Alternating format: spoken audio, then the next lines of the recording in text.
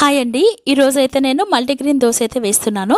దానికోసం ఒక కప్పు మినపప్పు తీసుకున్నాను. అదే కప్పుతో ఒక కప్పు పెసలు, ఒక కప్పు రాగులు తీసుకున్నాను.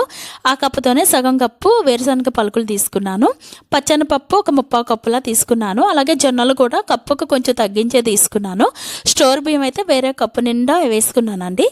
ఇవన్నీ బాగా కలిపేసి చక్కగా ఒక 10 సార్లు అయితే క్లీన్ చేసుకోవాలండి. డస్ట్ అంతా ఉంటే పోతుంది. అలాగే నీట్గా కడిగేసుకున్నాక ఓవర్ నైట్ అయితే పక్కన పెట్టేసుకోవాలి, నానబెట్టుకోవాలి. ఈ వేరుశనగ పలుకులు తర్వాత వేసుకున్నా పర్వాలేదండి. నాకు కడిగినప్పుడు అయితే చాలా ఇబ్బంది అయిపోయింది. మార్నింగ్కి బాగా నానిపోయి మళ్ళీ ఒకసారి కడిగేసుకున్నాక మిక్సీ పట్టేసుకుంటే సరిపోతుంది. కొన్నే కదా, గ్రైండర్లో అయితే వేయనవసరం లేదు.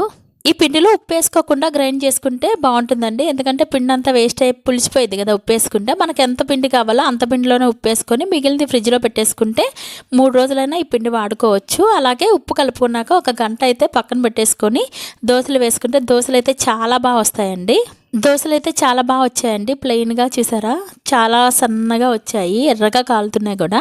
అలాగే నేను వేరుశనగ పలుకులతో చట్నీ అయితే చేశాను. ఈ చట్నీ అయితే మా పిల్లలకి చాలా ఇష్టం. అందుకే ఈ చట్నీ ఎక్కువ శాతం చేస్తూ ఉంటాను. ఈ దోశలు అయితే మా పిల్లలకి చాలా బాగా నచ్చాయండి. చాలా టేస్టీగా ఉన్నాయి కూడా, అలాగే మంచి హెల్తీ కూడా.